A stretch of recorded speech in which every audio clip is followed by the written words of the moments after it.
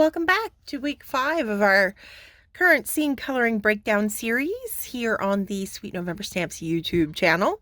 I'm Amy, co-owner and illustrator of Sweet November Stamps, and we are currently working on our cute little Christmas card featuring the City Sidewalks background builder set and the Signs of the Season critters.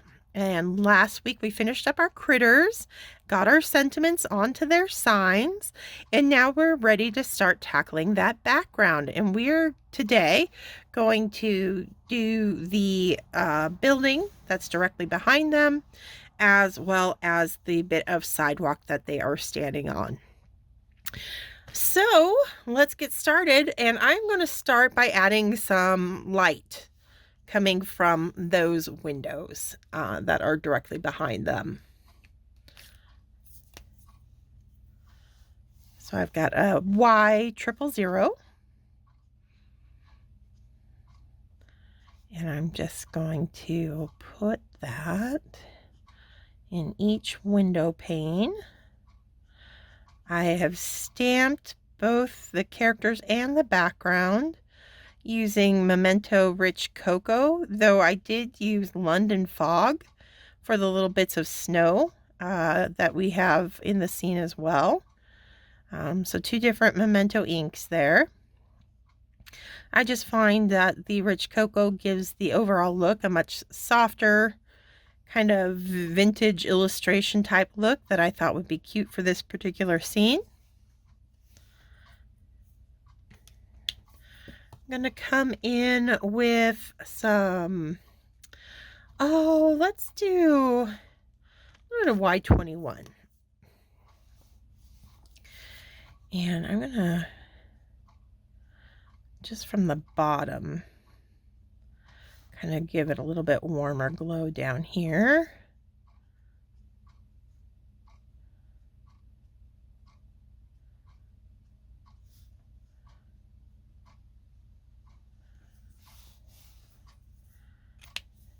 And we'll pull that out with some Y11.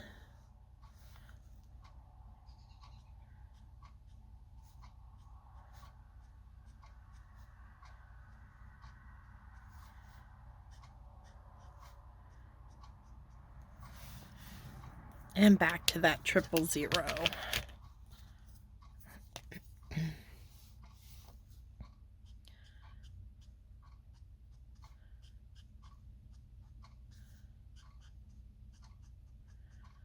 Okay, pretty easy.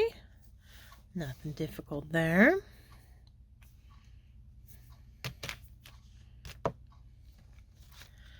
Let's do some off-white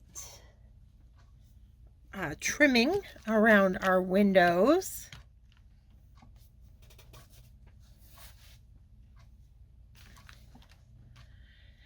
And I'm going to start that with, let's see, E41.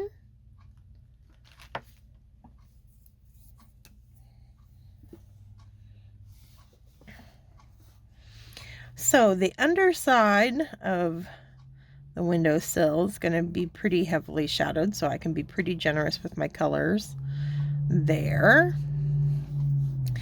And because our light source we've established is coming in from this left-hand side, this facing is going to be pretty bright on both windows.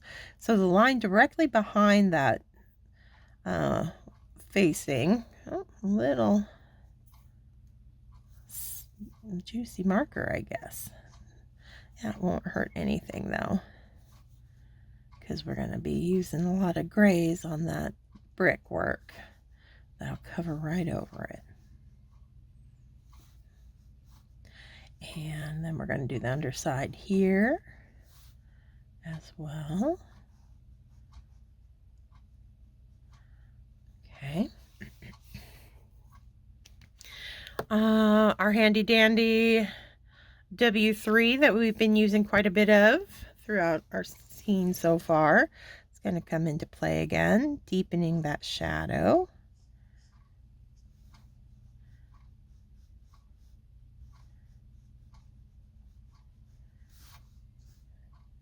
beneath.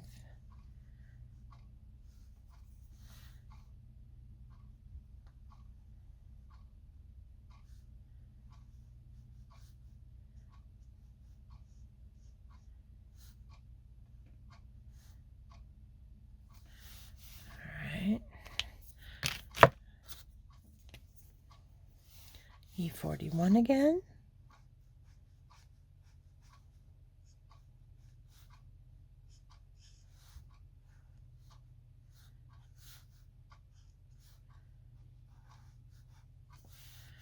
Then I'm going to use some E40.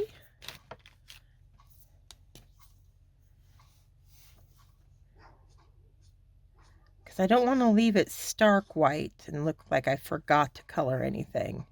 I need to get a little bit of color on there, even though I'm going to rely on white cardstock for my starkest contrast.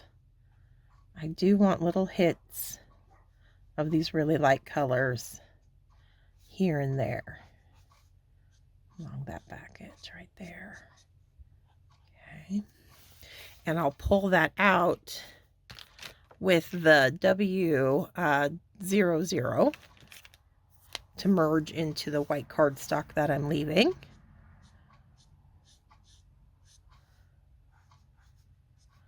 That way we still read it's kind of an off-white painted windowsill.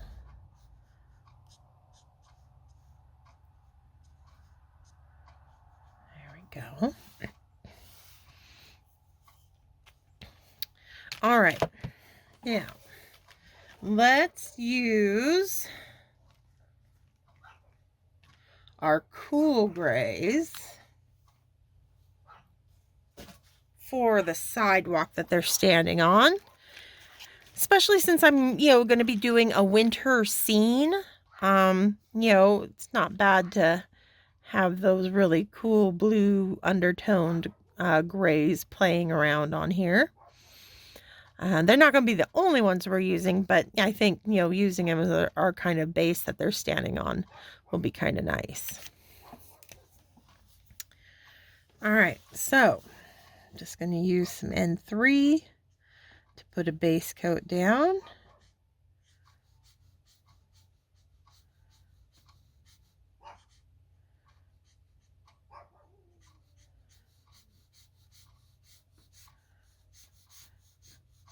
Over that whole sidewalk.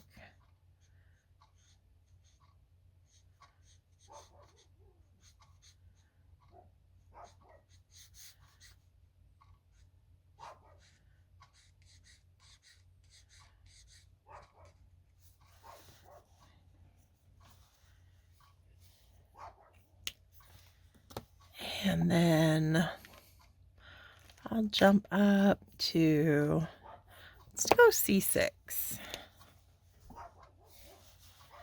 to ground our little critters. So directly beneath their little feet.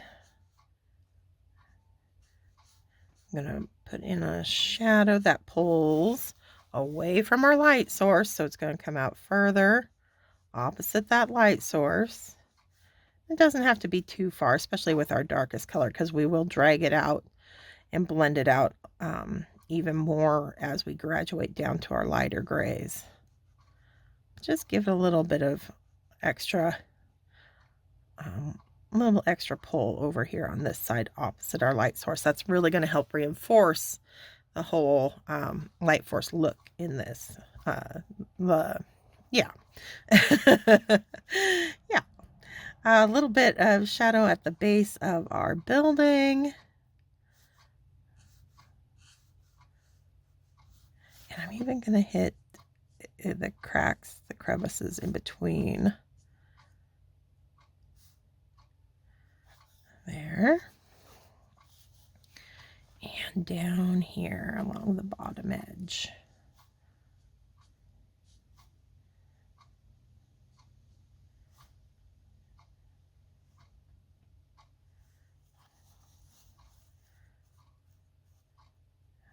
Got these little chinks taken out of the sidewalk here where it's kind of rusted or worn out and chipped. So I'll hit those with our darker color. Oh, I can't forget there's a light post. It'll probably get chopped off when I die cut this out, but just in case it doesn't, I want to ground it as well. And pull a little bit of shadow from it as well. There we go.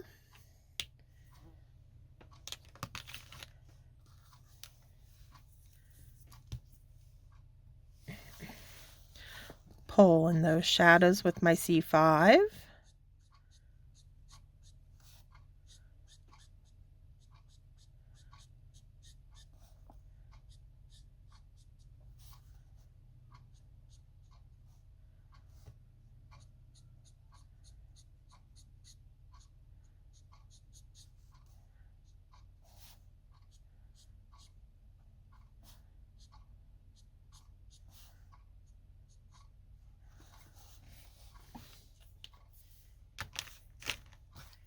Back to that C3.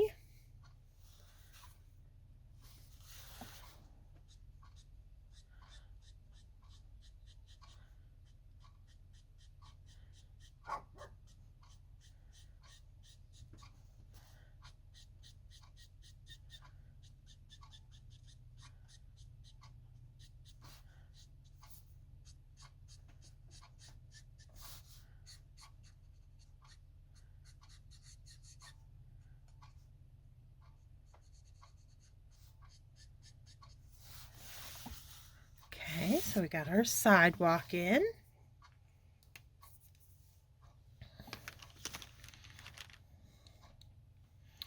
I think for the base of our building here, I'm going to use some really light T markers.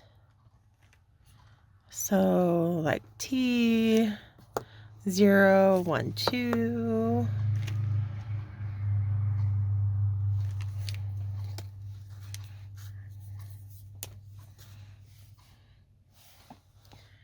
Just right along that base. Run a little bit of T2.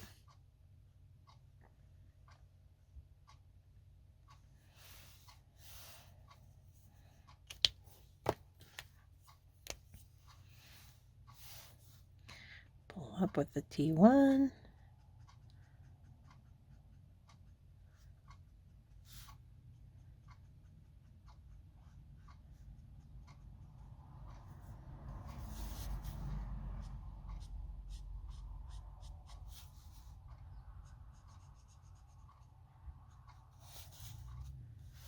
I think I'm going to need a little bit more, so I'm going to bring in a little bit of T4. Just looking a little flat there. I want to keep it light, but I don't want to, not at the expense of a little bit of contrast. So just a little hit of T4.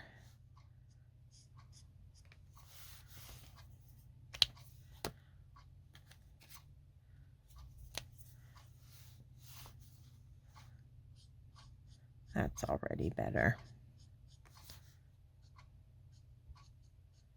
Okay. And then I'm going to run a little bit of T0 along that top edge where it kind of bumps out. Keep it nice and light. Okay. And I might stick, I think I'm going to stick with the T's. We'll go a little bit darker than the base there. So I might start with the T3. And I'll definitely want that T4 back out. 5, 7. Okay, let's see how this goes.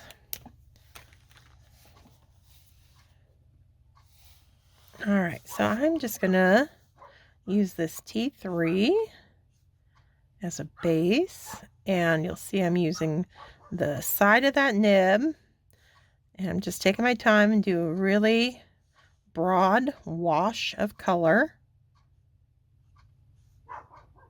to lay down here.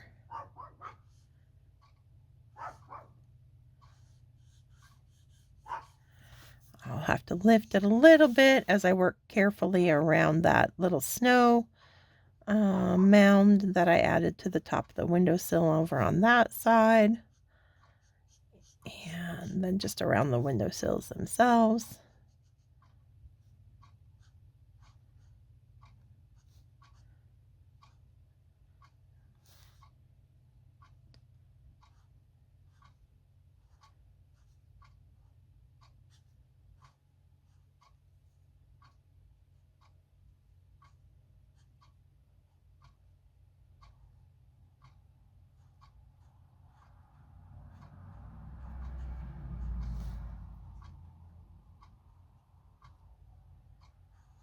All the way down to that base that we just colored in.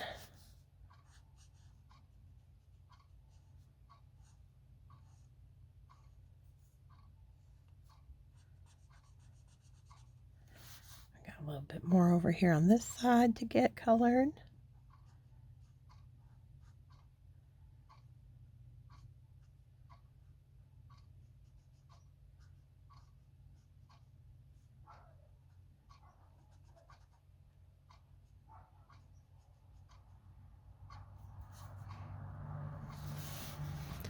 As well as over here, right between our windowsill and our moose. Careful around that red so I don't accidentally pull that into our gray building.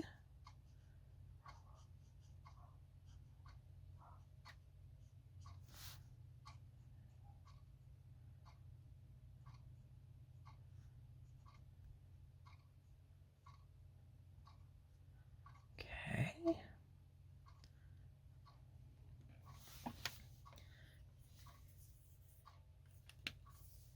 So that was T3. I'm going to come in with a T7. And beneath our windowsill, I'm going to drop a heavy shadow that starts out narrow, and then I'm going to add a little bit of pressure as I pull so that the line work gets a little wider as I move away from our light source. So really narrow out front here, and then just a little bit more pressure as we come around to the back. I'll drop shadow behind that there. And I think that's everywhere where I really need a really strong shadow. I don't want to go too crazy there. I'm going to pull that out with the T5.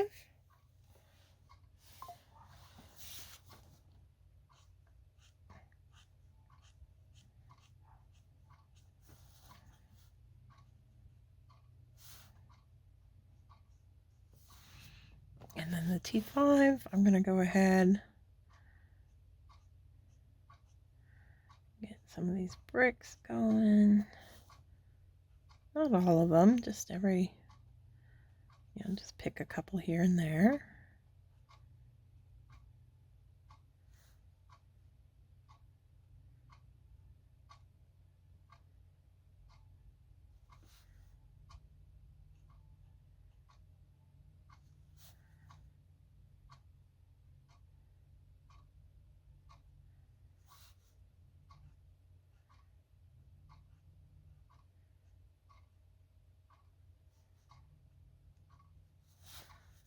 Okay.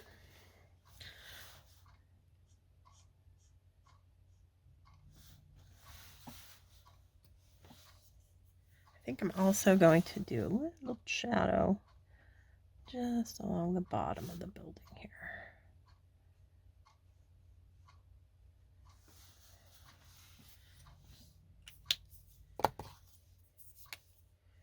T4. Get our other bricks coming in a little bit lighter on these ones.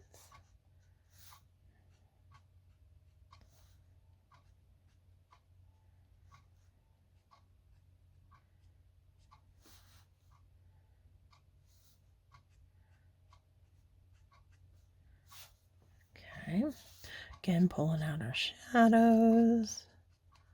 I'm going to be a little bit more generous with this one over here. And then it'll narrow as it comes towards the front of the building.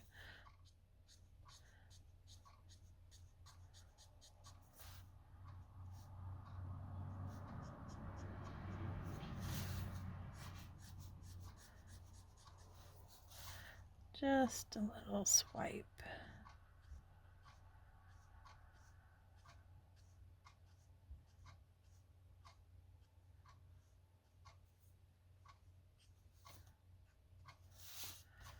Okay.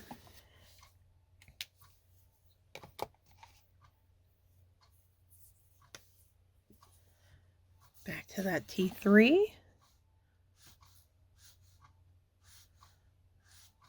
Just meld all those grays together.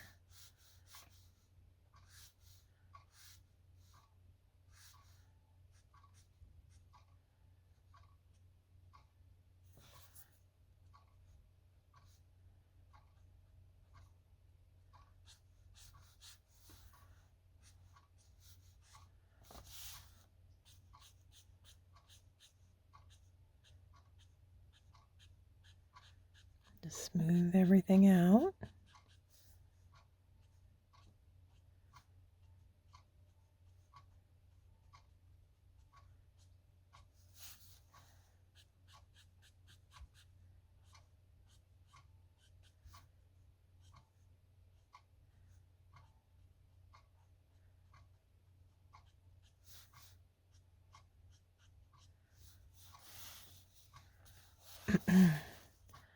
Same down here, can't forget this little space.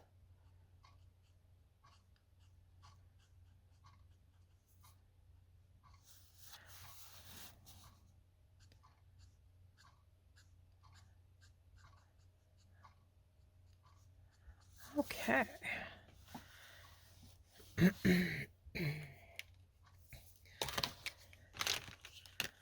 I'm gonna let that dry for a little bit. I got one more little thing I want to do to it, but I'm gonna add a little bit of color to our snow.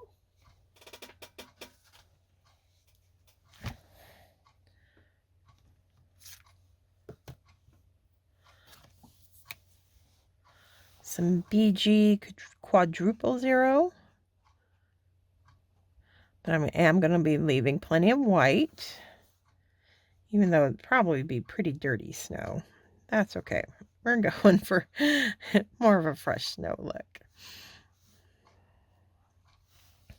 But I will add a little bit of gray to it with some C2.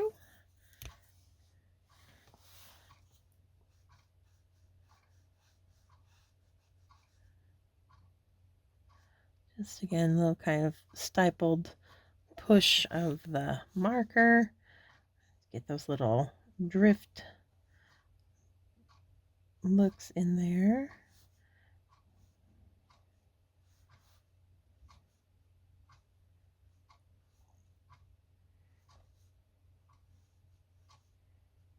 So,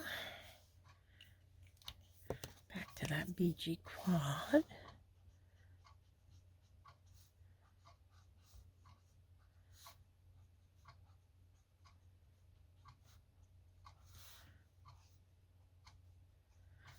Okay. Now, I want to add a little bit of texture to our building there. So I need to reach in here and grab, I think we'll use this. I just got a little piece of an old knit sweater that I'm just going to kind of crumple up all, I don't need it to be perfectly smooth. I just, need little dabs of texture. So I'm just going to add some colorless blender from the big bottle. I'm just going to kind of pounce. And you don't have to do it all over, but I'm just going to find, kind of just pounce it randomly on the side of the building. I can change up, make it a little bit more narrow to go in between the windows so it doesn't get on my characters. Now, if you wanted to do the whole thing all at a go, it'd be easier if you colored your background first, because then you could do it over the whole background and the characters, and it wouldn't matter, because as the colorless blender dissipates out, you know, you could just color over that area on your critters. But I don't want to get this texture on my critters now, so I'm just kind of playing with pouncing, and it doesn't have to be perfect. Again, I'm just kind of giving it a little bit of a subtle texture to our brick building back here, so it's not super smooth.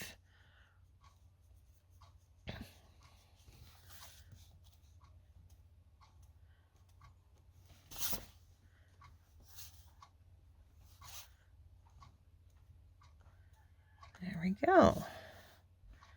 That's looking pretty good. And you can see as that it really starts to become more noticeable as the colorless blender dries.